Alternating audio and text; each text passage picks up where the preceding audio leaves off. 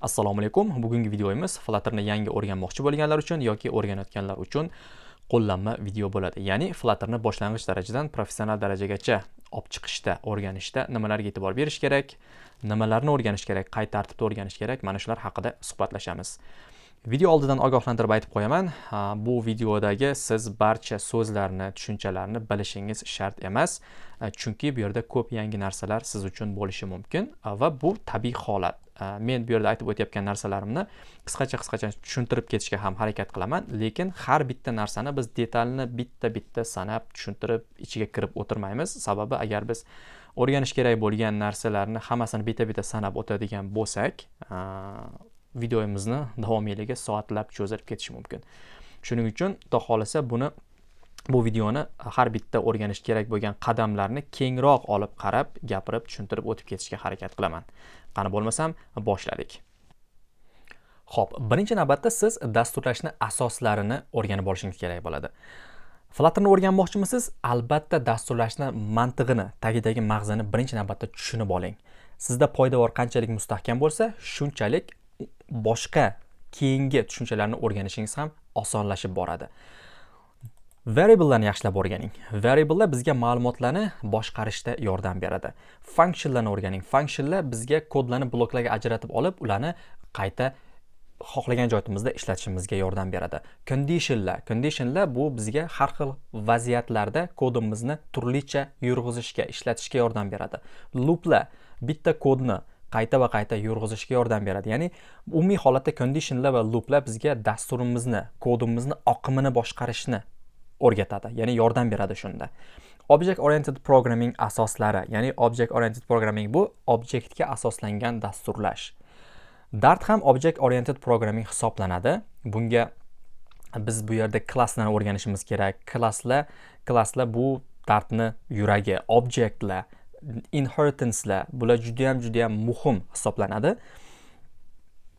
Mana shu tushunchalarni siz yaxshilab o'rganib olishingiz har qanaqa muammoni siz o'sha dasturlashni tilida ifodalay olishingizga yordam beradi. Mana shu ko'nikmani sizda rivojlantiradi.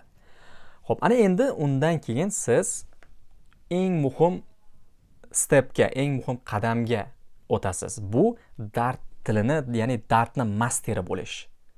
Ko'pchilik mana shu joyda juda ham katta xatoga yo'l qo'yadi. Ya'ni Flutterni o'rganmoqchi bo'lganda to'g'ridan-to'g'ri Flutterni o'rganadi. Dartni o'rganmasdan turib Flutterga o'tib ketadi. Bu juda ham katta xato hisoblanadi. Menimcha mana shu aytadigan gapim butun bu video bo'yicha eng muhim narsa bo'lishi kerak. Siz Flutterni o'rganmoqchimisiz? Dartni masteri bo'ling, keyin Flutterni o'rganing. Ana o'shanda siz Flutterdagi hamma tushunchalarni bemalol tushunib keta olasiz. Ya'ni har bitta yozgan Flutterdagi kodingiz qanaqa ishlayapti, nimaga ana shunaqa ishlayapti, uni tushunishingiz oson bo'ladi. Demak, Dartdagi asosiy mavzulardan aytib o'tadigan bo'lsak, bu yerda null safety bu juda ham muhim mavzu hisoblanadi. Null safety bizga xavfsiz kod yozishimizga yordam beradi. Ya'ni mana shuni qonun qoidalarini bizga o'rgatadi.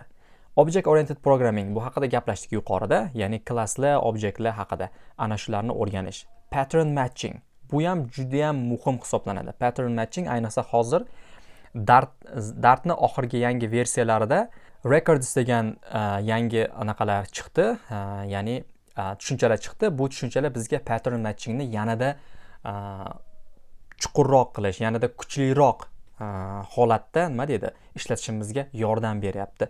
Enamlar bor, enamlar ham anchagina oldinga nisbatan kuchaydi. Enamlarga qo'shimcha, ya'ni funksiyalar qo'shishdi Dartda. Bu narsalar ham bizga zamonaviy Dartni haqiqiy kuchini ko'rsatib beradi. Bularni tushunib olishimiz kerak, qanaqa ishlashini. Va future stream degan tushunchalar bor. Ya'ni bu bizda asinxron dasturlashda yordam beradi. Qachonki siz internetdagi ma'lumotlar bilan ishlaganingizda yoki foydalanuvchini smartfonidagi fayllar bilan ishlaganingizda, fayllarni o'zgartirish, fayllarni saqlash, sizni dasturingizga olish holatlarda kutishlar bo'ladi. Ma'lumotlar asta-sekin keladi yoki ma'lum bir vaqt oladi, muammolar bo'ladi. Ana shularni hammasini biz future streamlar orqali boshqarishimiz mumkin. Bu narsalar juda ham muhim hisoblanadi. Bular nimaga muhim? Sababi siz agar mana shu murakkab tushunchalarni bilmasangiz Firebase-ni tushuna olmaysiz yoki API'lar bilan ishlashda qiynalasiz, state management bilan ishlashda juda ham qiyinchiliklarga duch kelasiz. Bu narsalar sizga nima qiladi? Qayta mana shu tushunchalarni o'rganishga majburlayveradi. Shuning uchun boshidan poydevorni qurib borsangiz, u yog'iga vaqtingiz unchalik zoya ketmaydi. Demak, bu tushunchalar Dartni masteri bo'lish sizga Flutterni masteri bo'lishingizga yo'l ochib beradi. Xo'p, keyingisi endi Flutterni asoslariga o'tsak bo'ladi. Ya'ni Flutterni siz mana Dartni masteri bo'ldingiz, Flutterga o'tsangiz bo'ladi. Flutter bu widgetlardan iborat hisoblanadi. Flutterdagi hamma narsa widget hisoblanadi. Flutterda ikki xil widget bor, stateless va stateful widgetlar bor. Hop, layoutlar haqida o'rganing. Widgetlarni qanchalik yaxshi o'zlashtirib olsangiz, shunchalik siz UI ni, ya'ni chiroyli, mustahkam, muammolarga uchramaydigan UI yaratishingiz, ya'ni user interface yaratishingiz oson bo'ladi. Widgetlar nima degan savol tug'ilishi mumkin sizda. Widgetlarni xuddiki Legoni bloklariga o'xshatsangiz bo'ladi. Masalan, Lego o'yinchog'i bor-ku, ana shu bloklari, kichik blokchalarni olasizda, siz ularni bir-biriga yopishtirib uychalar, har xil narsalar yasashingiz mumkin. Flutterda ham xuddi shunaqa. Flutterda ham kod bloklari bor. Ana shu kod bloklardan foydalanib siz user interfacelarni yaratsangiz bo'ladi. Navigationni o'rganing. Navigation juda ham muhim. Ya'ni bitta ekrandan boshqa ekranga o'tish, orqaga qaytish va hokazolar. Forumlarni o'rganing. Forumlar bu foydalanuvchidan ma'lumotlarni olib, ana shu ma'lumotlarga asoslanib sizni funksiyangiz, misol uchun dasturingiz ma'lum bir holatda ishlashi, ularni saqlash, foydalanuvchiga ko'rsatish va hokazolar. Responsive UI juda ham muhim hisoblanadi. Ya'ni sizni loyihangiz, dasturingiz har xil ekran hajmlarida ham chiroyli ko'rinishi, misol uchun smartfondagi ko'rinish planshetda agar o'shanda holatda ko'rsatsangiz, u g'alati ko'rinishi mumkin. Demak, siz yozgan kodingiz planshetda ham bir xil ko'rinsa, ya'ni chiroyli ko'rinsa, smartfonda ham chiroyli ko'rinish kerak. Agar desktop versiyasini qilsangiz, desktopda ham ma'lum bir ko'rinishda bo'lishi kerak. Bularning hammasini, demak, ekranni o'lchamiga, hajmiga qarab turib, siz o'sha interfeysni moslashadigan qilishingiz kerak. Bu narsalar juda ham muhim hisoblanadi. Bularni o'rgangandan keyin mana endi siz o'zingizni prilojeniyalaringizni yaratsangiz, ya'ni dasturlaringizni yaratishingiz mumkin. Kichik dasturlardan boshlang. Misol uchun mana bu yerda yozib qo'yganman To-do app. To-do app bu vazifalarni kiritib, bajarmadi qilib belgilaydigan kichkina bir prilojeniya. To-do app deb turib Play Store'da yoki App Store'da qidirib ko'rsangiz, minglab dasturlar kelib chiqadi. Ulardan ko'rib, o'zingizga yoqqanini siz Flutterda yaratishingiz mumkin. Notes app, ya'ni eslatmalarni yozib kiritib boriladigan prilojeniya qilishingiz mumkin. Bular sizga hamma mana shu widget, layoutlar, navigationlar, forumlarni, responsive UI'larni o'rgatadi. Xo'p, keyingisi Real App Development. Mana endi biz murakkab tushunchalarga yetib keldik. Flutterdagi murakkab tushunchalar. Misol uchun REST API. REST API qachonki siz REST API Firebase haqida gaplashganimizda, sizni dasturingiz internet bilan bog'lanib, internetdan ma'lumotlar olish, internetga ma'lumotlar yuklash, o'chirish, yangilash va hokazolarni bajarganda sizga REST API kerak bo'ladi yoki Firebase. LocalDB, ya'ni internet bilan emas, balki foydalanuvchini o'zini smartfonidagi ma'lumotlar bilan ishlash, unga saqlash, o'chirish, yangilash va hokazolar. Yoki authentication, xavfsizlik, ya'ni foydalanuvchi xavfsiz ravishda akkaunt yarata olishi siz dasturingizda. Mana shu akkaunt yaratishlar qanaqa bo'ladi? Bularni qanday bajariladi? Bularni o'rganasiz. Fayllar bilan ishlash. Foydalanuvchini smartfoniga fayllarni saqlash, undan fayllarni internetga yuklash va hokazolarni siz endi o'rganib olishingiz kerak bo'ladi. Qachonki mana shularni o'rganib olsangiz, demak bular hammasi sizga nimani beradi? Bular sizga backend integratsiyasini beradi. Mana shularni o'rganib oldingiz degani backend integratsiyasini o'rgandingiz degani va ma'lumotlarni siz internetga, cloudga yuklay olasiz. U yerdan o'zingizni dasturingizga chaqirib, dasturingizda ko'rsata olasiz. Bularni o'rgangandan keyin mana siz endi weather app qilsangiz bo'ladi, ya'ni ob-havoni ko'rsatadigan dastur yoki chat app, ya'ni chat qiladigan, misol uchun Telegram, WhatsAppga o'xshagan, ularni oddiyroq versiyasi o'xshagan kichkina bir loyihachalarni qilishingiz mumkin. Bular sizga akkaunt yaratish yoki fayllar bilan ishlash, Firebase bilan ishlashlarni o'rgatadi. Expense tracker bu o'sha xarajatlarni tartibga soladigan tracker desak bo'ladi. Ya'ni xarajatlaringizni kiritib, aytaylik oyligingizni kiritasiz, nimagadir xarajat qildingiz, uni kiritasiz va hokazo va hokazo. Shunaqa expense tracker deb Play Store, Google App Storedan qidirib ko'rsangiz, bunga minglab misollarni ko'rishingiz mumkin. Xullas, shu kabi backend bilan integratsiya qilib o'zingiz turli xil prilojenalar yaratishingiz mumkin. Xo'p, undan keyingisi, ana endi biz murakkabroq prilojenalarni yaratishni boshladik, ya'ni dasturlarni yaratishni boshladik. Endi bizda siz ba'zi bir muammolarni ko'rishingiz mumkin. Mana shu joyda bizda state management tool'lar keladi. Ya'ni state management package'lari bor, turli xil.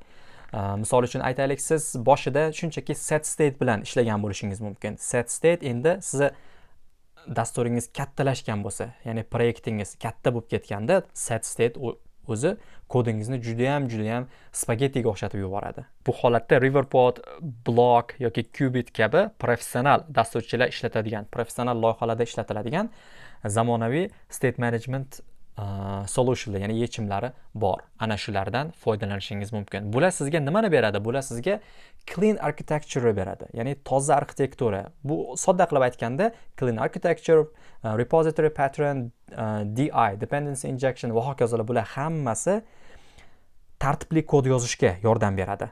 UI bilan logikani alohida qilib ajratib yozishingizga, keyinchalik masalan bitta dastur qildingizda, u dasturingizni keyinchalik yangiliklar kiritish, muammosi chiqsa uni tuzatishda oson bo'lishida yordam beradi. Ya'ni qanchalik siz chiroyli, tartibli kod yozgan bo'lsangiz, uni tuzatish, unga yangiliklar kiritish, qo'shish juda ham osonlashib boradi. Mana shu narsani demak bizga birinchi navbatda state management tool'lari, ya'ni package'lari o'rgatadi. Riverpod, Block, Qubit bular haqida ham o'rganib qo'ying va o'zingizga ma'qul kelgan bittasini yaxshilab o'rganib oling. U yog'i sekin-sekin talabga qarab turib qolgan state management tool'larni ham o'rganib borishingiz mumkin.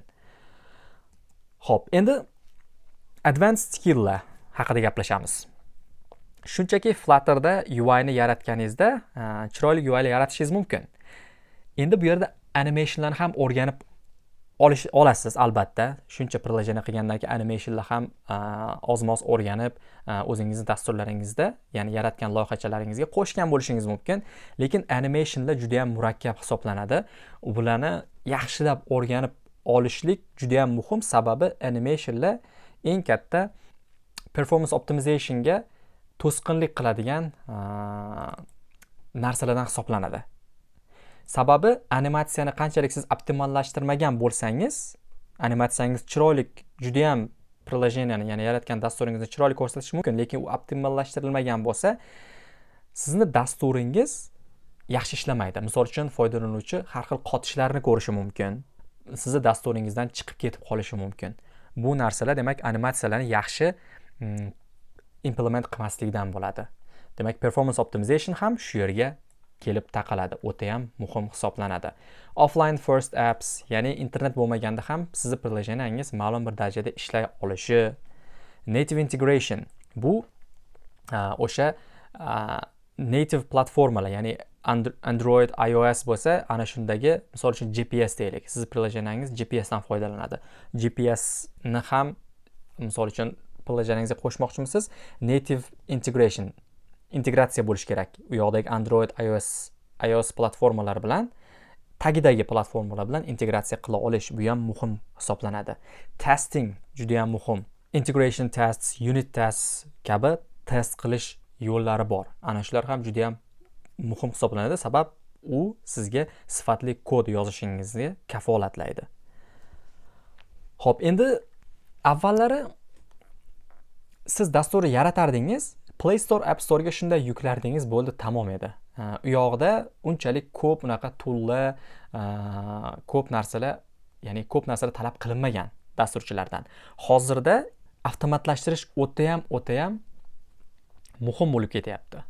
Endi siz prilojeniyangizni shunchaki Play Store, App Store'ga yuklamaysiz, balki professional loyihalar bilan ishlaganingizda siz ularni avtomatlashtirishingiz kerak. Misol uchun Play Store, App Store'ga bir nechta komanda, terminalda komanda yozib turib, ana shu orqali Play Store'ga ham App Store'ga ham yuklay olishingiz kerak.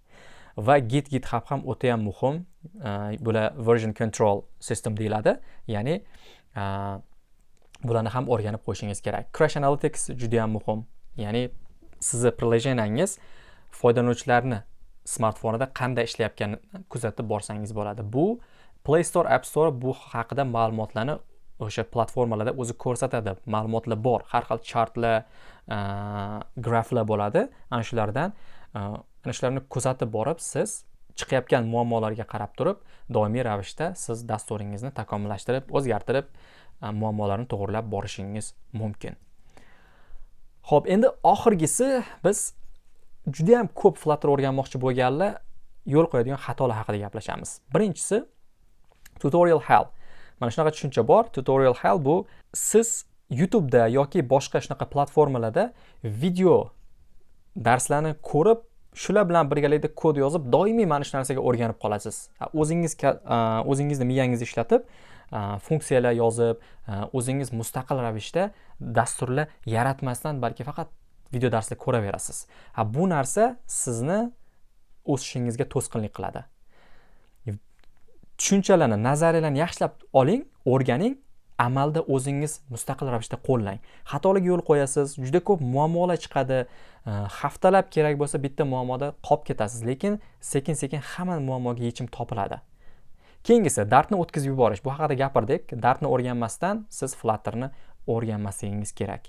Dartni masteri bo'ling, keyin Flutterga o'ting. O'shanda poydevor mustahkam bo'lsa, bino ham nima bo'ladi? Mustahkam bo'ladi. Copy paste coding, ya'ni bir joydan siz kodni kopirovat qilib o'zingizni loyihangizga qo'shdingizmi, u kodni qanaqa ishlashini albatta o'rganib oling. U kod nima qilyapti, nimaga shunaqa ishlayapti, buni tushunishingiz kerak. Shunchaki siz kodni ichiga qo'shib qo'yganingiz bilan u sizni kodingiz bo'lmaydi. Xuddi shunaqa vaziyat kelganda siz yana shunaqa kodni, shunaqa yechimni qidirishingiz kerak. Endi aytaylik, o'sha sizdagi muammo biroz boshqacha bo'lib qolsa, endi haligi kod ishlamaydi. Agar siz kodni tushungan bo'lsangiz qanaqa ishlashini, siz endi u kodni o'zingiz o'zgartira olasiz. O'zingizning muammoyingizga yechim sifatida moslashtira olasiz kodni. Xo'p, juda ko'p toollar bor. O'rganishingiz mumkin bo'lgan. Avval bittasini o'rganib oling, doim. Bittasini masteri bo'lgandan keyin boshqa toolga o'ting. Shunchaki hamma narsani birdaniga o'rganishga harakat qilmang. Bunda sizda yuzaki bilim bo'ladi, yuzaki ma'lumotlar bo'ladi, lekin biror narsani chuqurroq tushunmaysiz. Oxirgi xulosa, nazariyani kamroq vaqt sarflang. Ya'ni bu yerda 20% nazariya, 80% loyiha deyapman. Asosan vaqtingizni katta qismi loyihalar yasash bilan o'tsin. Nimadir yangi narsa o'rgandingizmi, uni albatta nimadir loyiha bilan amalda qo'llang. Loyiha qanaqa bo'lishi qiziq emas. Kimdir muammosini hal qiladimi, ahamiyatsiz. Doimiy loyiha yasashingiz kerak.